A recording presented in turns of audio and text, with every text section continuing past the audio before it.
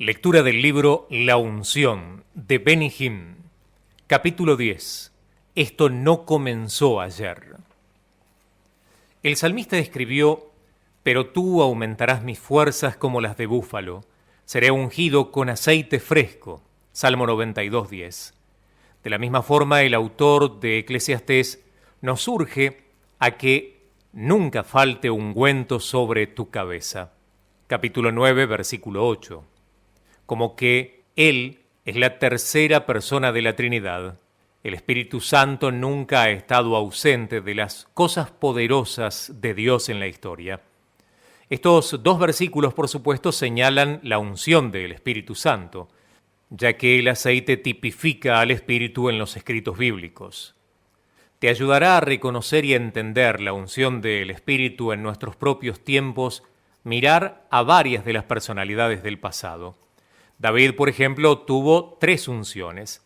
La primera tuvo lugar cuando Samuel, el juez y profeta, fue a ver a Isaí y a sus hijos en Belén, primera de Samuel, capítulo 16. Recordarás que Samuel dijo, en efecto, «Muéstrame tus hijos, Isaí». Después de mirar a 7 de ellos, dijo, «El Señor no ha escogido a ninguno de estos. ¿Tienes algún otro?». Isaí fue a buscar al menor, que estaba cuidando las ovejas. Cuando llegó David, el Señor dijo a Samuel, «Úngelo, pues este es el que escogí». Aquella fue la primera unción. La segunda vino años más tarde, cuando David fue ungido en Hebrón como rey sobre Judá, segunda de Samuel capítulo 2, verso 4. 7 años y medio después fue ungido rey de Israel, segunda de Samuel 5:3. La primera unción de David, aunque dirigida por Dios, no le dio mayor estatura que la de esclavo del rey Saúl. Sus tareas incluyeron tocar el arpa para alejar el tormento demoníaco de Saúl. La segunda fue seguida por un feo conflicto con la casa de Saúl después de la muerte del rey. Solo después de la tercera, David recibió el dominio y la autoridad sobre todo Israel. Entonces dejó su centro de operaciones en Hebrón, tomó el monte Sión y estableció su reino sobre toda Sión. El punto para los creyentes es este: nunca llegaremos al nivel de dominio y autoridad que Dios quiere para nosotros hasta que recibamos la tercera unción, la unción regia. De la misma forma, los apóstoles recibieron 3 unciones.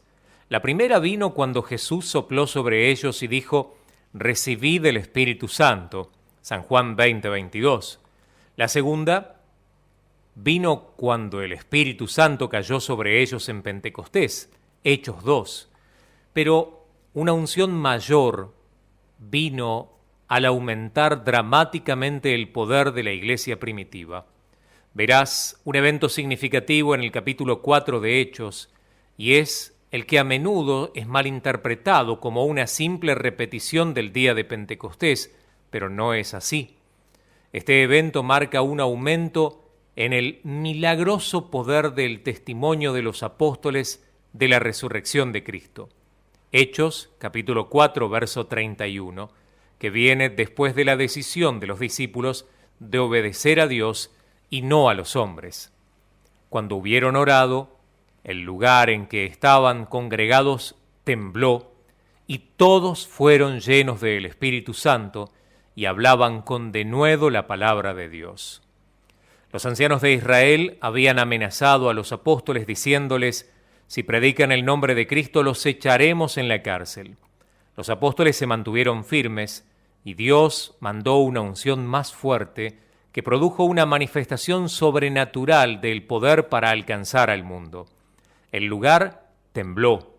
Ellos hablaron con denuedo y se añadieron multitudes.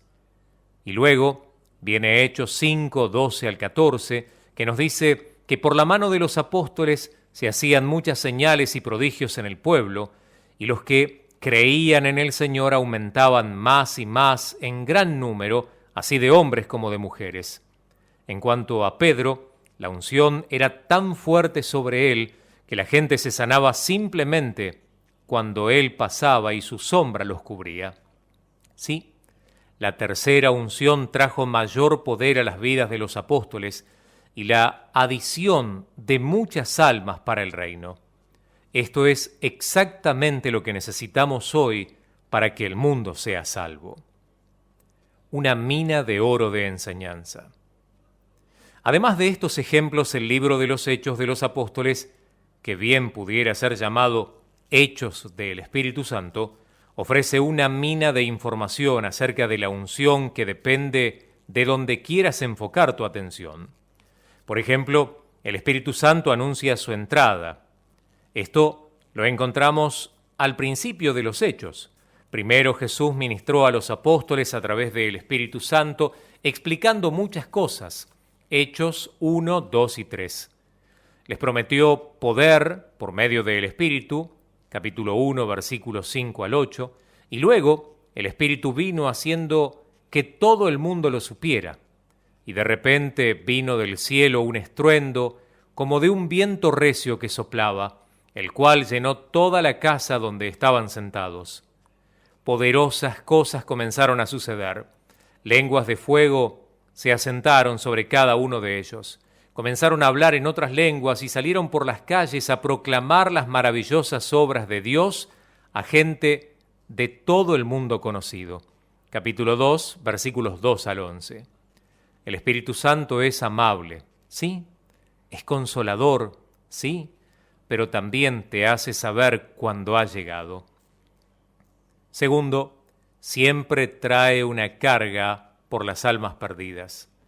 Predicando a las multitudes, Pedro, un cobarde que había fallado a su maestro solo unas semanas antes, dijo: «Arrepentíos y bautícese cada uno de vosotros en el nombre de Jesucristo para perdón de los pecados, y recibiréis el don del Espíritu Santo, porque para vosotros es la promesa, y para vuestros hijos, y para todos los que están lejos, para cuantos el Señor nuestro Dios llamare». Y con muchas obras y muchas palabras testificaba y les exhortaba, diciendo: «Sed salvos de esta perversa generación». Así que los que recibieron su palabra fueron bautizados, y se añadieron aquel día como 3,000 personas. Hechos 2, versículos 38 al 41. Nadie puede probarme que el Espíritu Santo está en su vida si no tiene carga por ver a alguien venir a Jesucristo. Recibiréis poder y seréis testigos, dice el Señor. El Espíritu no nos es dado para tener banquetes espirituales, nos es dado para hablar a otros de Cristo. El próximo resultado que encontramos es unidad total. Yo tengo serias dudas de que cualquiera que me dice que tiene el Espíritu Santo y está siempre solo, pensando que lo tiene todo y no necesita a nadie más, está diciendo la verdad. Un ejemplo claro de la actitud correcta lo encontramos en la historia de la iglesia primitiva, donde los convertidos perseveraban en la doctrina de los apóstoles, en la comunión unos con otros, en el partimiento del pan y en las oraciones. Estaban juntos y tenían todas las cosas en común. Comían juntos con alegría y sencillez de corazón. El Señor añadía a la iglesia cada día, dice Hechos 2, 42 al 47. Los llaneros solitarios no se veían por ninguna parte. Otra cosa que aprenderás es que el Espíritu Santo fluirá de ti milagrosamente hacia otros. El capítulo 3 de Hechos presenta bien este punto. Muestra a Pedro y a Juan que se dirigían al templo a orar y se encontraron con un cojo que pedía limosna. Pedro fijó sus ojos en aquel hombre. Me encanta esta descripción. Fijó los ojos en él. Qué mirada tan penetrante debe haber sido aquella. «Míranos», le ordenó, y él les estuvo atento. Mas Pedro dijo: «No tengo plata ni oro, pero lo que tengo te doy. En el nombre de Jesucristo de Nazaret, levántate y anda». Lo que Pedro tenía fue transmitido a un hombre en necesidad. Le tomó la mano, lo levantó y fue sanado. ¡Qué historia! El Espíritu Santo no nos es dado simplemente para nuestro placer. Viene para capacitarnos a fin de que testifiquemos de Cristo con poder. Más tarde en la historia.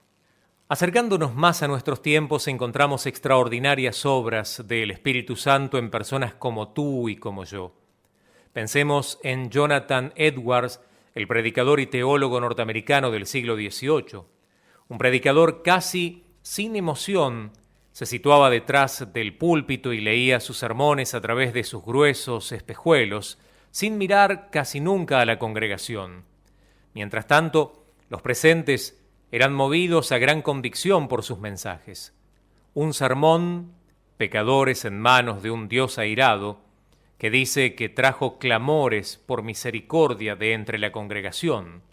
Algunos cayeron bajo el poder de Dios mientras él leía. Este mensaje en particular comenzó un avivamiento que barrió por todas las colinas con un poder extraordinario. Solo el Espíritu Santo podría producir tal poder. De la misma manera, Moody, quien no fue conocido por su estilo de hablar carismático y que era capaz de cometer innumerables errores gramaticales mientras predicaba, estremeció varios estados en la Unión Americana, así como en otras naciones, con sus fuertes mensajes que obviamente eran respaldados por el Espíritu de Dios. Y Charles Finney, quien comenzó los fuegos de avivamiento en Norteamérica, tenía tal unción que su misma presencia traía una nube de gloria sobre un área completa de una ciudad cuando predicaba. La gloria de Dios ascendía tanto dentro como fuera de los salones de reunión. La gente caía bajo el poder de Dios, llorando y clamando misericordia. A menudo personas que transitaban cerca del lugar, la mayoría de ellas sin interés alguno por Dios, caían bajo el poder y confesaban sus pecados. ¿Qué trajo tales resultados? Ciertamente no fue la habilidad oratoria ni alguna artimaña. Kathryn Kuhlman recibió muchas risas disimuladas de la gente que iba a sus reuniones por primera vez al ella deslizarse hacia la plataforma con sus elegantes zapatos y sus vestidos de mucho vuelo. ¡Qué espectáculo!, clamaban. Pero al momento en que ella decía «Padre», las grandes audiencias eran avivadas por el poder y por la presencia de Dios. Las personas se desplomaban, cientos eran sanados de aflicciones serias y la salvación comenzaba a fluir. Esto no era truco. En Inglaterra estaban los hermanos Jeffrey. Pocas personas conocían sus nombres, pero su unción era tal que al entrar en un edificio, situarse detrás de un púlpito y decir simplemente «El Maestro está aquí», los milagros comenzaban a ocurrir. Había reportes fidedignos de que muchos cojos, ciegos y sordos, y hasta personas a quienes le faltaban extremidades, experimentaban tremendos milagros. Reinhard Bonnke, el poderoso evangelista que ha estado transformando gran parte de África, cree que mucha de la obra del Espíritu Santo en su vida se debe a la oración de los hermanos Jeffrey que hicieron por él muchos años atrás. También en Inglaterra estuvo el maravilloso Smith Wallingworth, con quien Lillian, la abuela de mi esposa, trabajó. Una de las historias más extraordinarias que escuché de Lil fue cuando un hombre en la audiencia murió. «Recogedlo», dijo el predicador. Entonces le dio un golpe al hombre muerto en el estómago, según el relato, y dijo con severidad: «En el nombre de Jesús, levántate». Pero el hombre seguía muerto. «Recogedlo de nuevo», ordenó aún más severamente. «Dije, en el nombre de Jesús, que te levantes». Nada sucedió. «Suéltenlo». Aún el hombre estaba muerto y cayó al piso.